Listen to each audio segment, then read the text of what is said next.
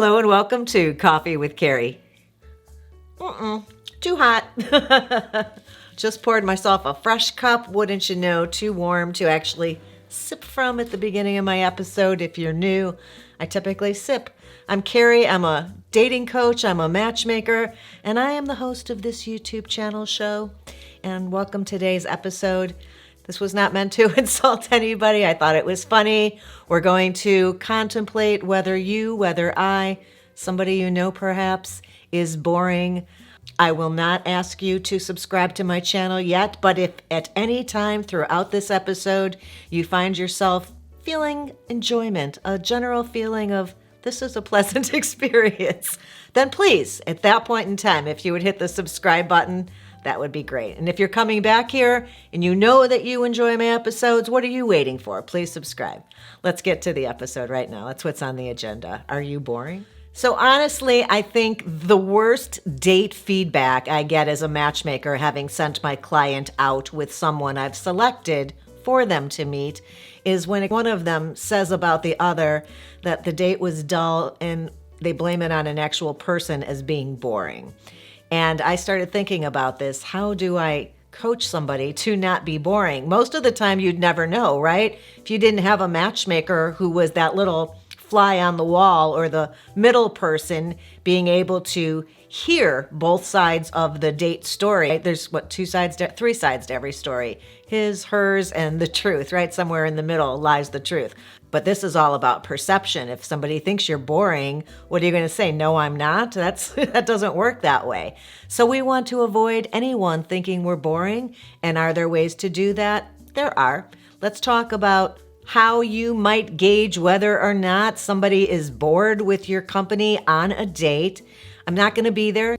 I'm going to give you some things to think about or some tools to help you be your own boredom monitor. And you'll be able to assess the situation and be thinking, am I doing anything that Carey said most people find boring? Well, I just wanted to remind you with just a quick story. When I was raising the kids, they were little, summer vacation, they'd be home, a couple weeks go by, they'd come in the house, all the friends had gone in for lunch or they'd played all their games for hours. One of them would come in the house and say, I'm bored. First of all, I would tell them that only boring people are bored. There's always something to be doing. And at one point, I created a little cardboard list of things you might want to do. They originally would look at this list and it would say, put on your rollerblades, make a hopscotch thing, draw with watercolors, get out the hula hoops, all types of outdoor things. Well, as the summer progressed, they didn't care that only boring people were bored, and they would come in and say, I'm bored. And I said, oh, well, then you'll have to pull something from the little jar. And I had a big urn on the kitchen counter. It was decorative, but it was hollow. There was nothing inside of it. And I had taken the time to write up little slips of paper with household chores on them. And they learned very, very quickly to not tell mom they were bored, even if they were bored, because they would have to pull something out and it would say something like, wipe down the bottom of the chrome chairs, dust the stair railings, wipe down the front door knob. So there were just a bunch of chores in there. So quickly that dissipated and nobody said that they were bored for the rest of the summer or subsequent summers once I instituted the I'm bored jar. Now, just as a little aside, telling stories like that is typically, whether you enjoyed my story or not, I can't say, right? That's just my own story from raising my kids. But people who are not boring tend to share little anecdotes like that. Doing a little backup research on the topic of boring people, because I wouldn't know firsthand. I found that they were saying that bored people are unconcerned with other people, that they're just all about themselves, that they don't even notice they're boring. And I don't think that that's true. I don't think they're unconcerned with other people. I think that they're just not checking in with other people. There are things you can look for in another person to read whether or not they're engaged or not. And that would be their facial expressions for sure. Their posture would be something else. If they've totally given up and they're leaning back in their chair and their body language is all closed off, certainly another sign that they're not engaged in what you're saying, and you might want to do a little self-check at that point. And one of the things you would be aware of is that when you are boring, you tend to talk less, share very little in the conversation. And of course, you want to engage and do some of the talking and share about yourself. But I think there's a little caveat here, because obviously if you're just always talking about yourself, that's dull to somebody else. But a reminder here that the most engaged a person will ever become in your presence is when they're talking about themselves. And I just think that that's funny. We've talked about that numerous times before, how I'll get date feedback from clients and one will say, "Oh my gosh, she never asked me anything about myself. I kept asking questions and she was just off and running." And I'm not making that gender specific. It's gone both ways, trust me. And one person is asking all the questions, the other one is controlling the conversation and making it all about them without reciprocating at all. And I will remind you that the person who did all the talking, their date feedback 90% of the time says that they had a spectacular first date and that other person was just so interesting. And it's not that they were interesting, it's that they were interested. And that should always be something that you keep in your mind when you're engaging with other people, remembering that most people do love when somebody is truly interested in getting to know them and they get to share about themselves. Unless, of course, they're very, very shy and don't like that spotlight on themselves. But something to keep in mind for sure. Next on our list would be any type of monotony, whether it's your tone is very monotonous, that you don't really have any fluctuations in your voice that would keep somebody engaged. You know, that ups and the downs, the lilt in a voice, something you can practice, something you can learn. Actually, as a voiceover actor years ago, they would say my voice was very flat, was the term they used to use. And that works in some voiceover stuff. You'll hear the car dealerships where it's just talking and it's very down there and pretty straight across. But you'll hear other stuff where you've got to be talking up and down and come into our store and visit with us today. So I had to learn to do that to sound more joyful, more gleeful. And you can too. If the other type of monotony would be perhaps conversation topics you choose. If you want to continue to talk about the same thing or won't get off of a subject, you've got to be careful of that. And being predictable is another form of monotony also that you need to be aware of to gauge whether or not you're boring. Predictable and not having any surprises and somebody seeing a pattern and knowing exactly where this is going is never great. You want to have a little excitement, right? Be able to surprise somebody with something different. Next on my list would be something I used to refer to as the old person syndrome, but now that I'm an old person myself, I think it's just more personality based. And that would be too many details. I often noticed this with older people, which is why I termed it that just between my friends. Not like I said that to anybody's face. Too many of the details that are not pertinent to the story or making their point. It takes quite a while to get to the point. And I always remember my grandmother having a slumber party at my house. And I'll just tell you this quick story. Grandma was sleeping over, so she was on the sofa. I had the lights dimmed low in the room, but a friend and I were sitting near the fireplace playing our little word game we used to play in the evenings at like 9 o'clock every night. And Grandma was just chilling out. She was resting, not ready for sleep yet, but she was lying there with her eyes closed and we were making our word moves. Maybe she had a glass of wine, my friend, and we probably were smoking back then, sitting on the floor in front of my fireplace so the smoke would go up. And I was saying to Grandma, you should really stay one more night and we could do this, that, and the other. And she said, "Oh, no, I can't. I have to get home." And she said it more slowly because she was very relaxed. "No, I can't really stay another night. I have to get back home." And I was like, "Why? You don't have she didn't have a cat anymore. The cat was gone and she lived alone and it was just her. And I loved having her at my house." And she said, "I have some vegetables in the refrigerator that are going to go bad." And I was about to say something and she said, "There's a few radishes. Oh, and a cucumber. Green pepper," and she continued to list all the vegetables that would be rotting in her refrigerator the next day if she were not home immediately or early the next day to start eating those. And the list of all the rotting vegetables is something I refer to often with friends because they all know this story. Even Grandma knew the story. I would love, love, love to hear one of Grandma's stories of rotting vegetables to this day. And it's something that you need to be careful of, right? That we don't want to share with people too many details that aren't really going to make the point any better than what you'd already left them with. Next up, what could make somebody boring is what they choose to talk about. And one thing in particular is what I wanted to mention here today. If it's a topic that you know is probably very important to you, but not everybody shares your interest, then you probably want to tread lightly and share just a bit before moving on or asking, what is it that you enjoy the way that I enjoy whatever this topic is that you're going to tread lightly on. But the thing to be really careful of talking about, or the way in which you talk about something, is with negativity. Negativity is super dull, super boring, and a very big turnoff. And the thing that comes up often on dates is that someone will start talking about dating, right? So meta that you would be on a date talking about dates. And if they're saying negative things about their ex or about somebody in their family, their brother, or talking badly about their job, well, first of all, a partner was somebody that you chose. So talking badly about them, trash talking them, as it were, reflects badly on you as well.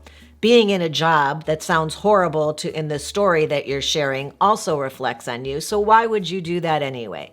So be careful of falling into any traps. We all have negative thoughts, and we have these conversations with friends on occasion to vent. But if you're in the company of someone that you don't know well or on a date, then I would encourage you to be very positive and stay away from any topics that might have you falling into a negative thought pattern. You can't look at anything about dating or relationships these days without seeing articles blaring from the headlines about beware of narcissists and people saying, my ex was a narcissist, or I was just dating a narcissist. And it's funny because nobody says my kids are narcissists, but they're all very sure, very certain that their ex was a narcissist. I'm no psychologist. I have no idea, but I do know that it is a bit of a catch-all term lately. 10 years ago, nobody I was talking to was talking about narcissists or avoiding narcissists. I do have a video, an episode about narcissists. See how many times I could say, this is a drinking game, how many times I say narcissists. I will put a link to it right here, but it is about narcissists and avoiding narcissists. And this word, is it even a word? I don't know. But narcissists aside, anybody who is all about their ego, anyone who is very braggadocious, anybody who is very self-centered, self-involved, hogging the conversation, unfazed on anything that you are putting into the conversation, who is going to just talk about all the great things that they are or they do or they have, is not only a big turnoff, but it's super, super dull, very boring. A one-sided conversation that's me, boring. Don't do that. Now, you don't have to be telling jokes or being funny, being on in these situations, but having a sense of humor is more than that, right? Having a sense of humor is about seeing the humor or choosing to find things funny and being open to the fact that when unexpected things happen, that it's amusing. So somebody who has no sense of humor and can't find the humor in situation, people tend to find those people dull or boring. If I were on a date and I spilled my glass of water all across the table, I probably would freak out for a moment and say, I'm so sorry. But at some point during the date, that becomes something that's funny and amusing. It's not something I'm going to go home and worry about or think that it ruined the date, because I'm not going to take it super seriously. Stuff happens, right? And nobody's perfect. And I'd probably make fun of myself in a way by just saying, I should have warned you to wear a swimsuit. This happens to me all the time. Sometimes I just go, I do that kind of a maneuver and things go flying. Something that shows that I'm not taking this super seriously. I'm not stressed about it. And being able to find humor and lightheartedness in things is the opposite of boring. So you want to be able to find a way to do that if it's not something that comes naturally to you. I mean, heck, if you tell a great joke, I'm not keeping you from telling a joke. I love a good joke. Can't remember it 5 minutes later to save my life, but if somebody's got a short, great joke, oh my gosh, here I'm with another story. My very best friend, we were told a joke by her uncle when we were probably 12, 13 years old. And about 20 years later, we were trying to remember the joke. We knew the punchline, but we couldn't remember the setup. And we thought this was the funniest joke.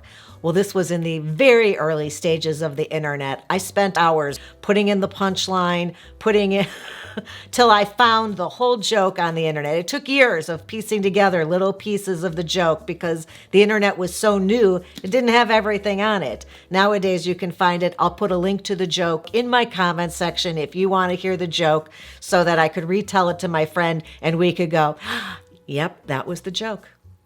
All that for that. Someone might be construed as being boring if they literally have nothing to talk about. If you bring nothing to the table conversationally and can't think of anything you want to talk about, that could make for not only a dull evening, but for the appearance of you yourself being a little dull. So how do you combat that? Super easy. First of all, you just get out of your own head so that thoughts, stories, and the like flow more easily. And you want to for sure stay up on current events. And on those current events, you want to have opinions.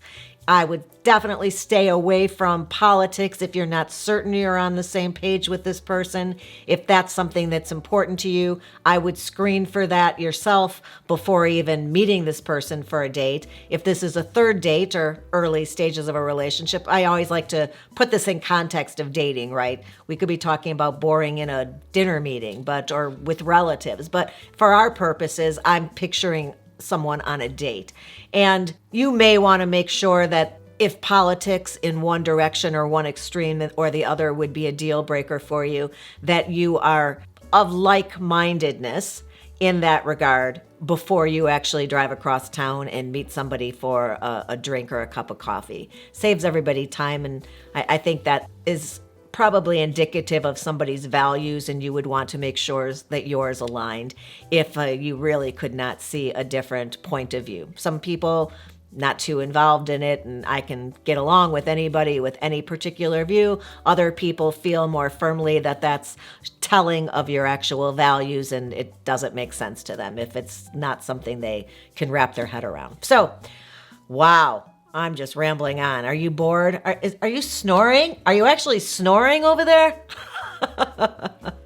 Reading a newspaper, I get two different subscriptions of the news, and I can read the top stories in the morning with coffee, and I have a little bit of info if a conversation comes up on the stories of the day. That's recommended, and an anti-boring maneuver I take every morning, turning on the news for a half an hour. Just being aware of what's going on out there, keeping current on current events is always helpful so that you always have something to talk about. I wasn't keeping count, but I'm pretty sure this is number 10, is worse than not having anything to talk about or having enough to talk about is having just one thing to talk about. So I just warn you to be aware. I think back to a date many, many years ago a client was on, and his match, the woman I chose for him to meet, said that he spent the entire date talking about the closing of his house and all the things that went wrong during this closing, which is where he'd been previous to meeting her for a drink. So 2 hours of him talking about his closing was probably a little dull to her. So worse than having nothing to think about and being open to where someone else may take the conversation, or using your surroundings to give you a clue or a cue. It could take you off in a million directions by using your surroundings. But the worst situation that I can think of is being stuck in one lane on one topic for the entire interaction. That would be Snorville. Anyway, I hope you found these interesting and or helpful. If you did, please give the episode a thumbs up like Mother is suggesting down there. Oh, and I call her Mother. It sounds like that movie. That's my mama, my little mama, reminding you to give the episode a thumbs up. If you've enjoyed this at all, I encourage you to subscribe to my channel. And please follow me on Instagram if you're over there. It's Coffee with Carey G on Instagram. I needed my last name for some reason, last initial. So I'll look forward to seeing you back soon. And until next time, have a good one. And remember, only boring people get bored. That's not really true, is it?